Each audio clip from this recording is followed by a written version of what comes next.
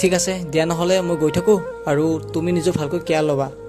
দীপ, আজি আকৌ ভাল পোৱাৰ কথা নকোৱা নেকি? চোৱা প্ৰীতি, যি হ'ল হৈ গ'ল।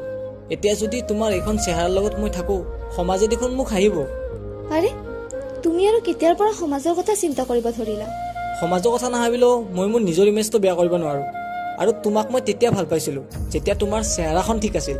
আৰু আজি যদি তোমাৰ চেহেৰাখনে ঠিক নহয়, ভাল পাই কি লাভ? মানে তুমি মোৰ দেহটোকে ভাল পোৱা, মোক নহয়? এইবোৰ বাদ দিয়া, যি আছিলে আগতে আছিলে।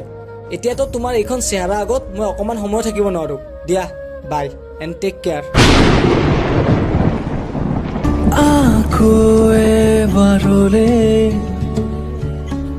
আহিবানে তুমি?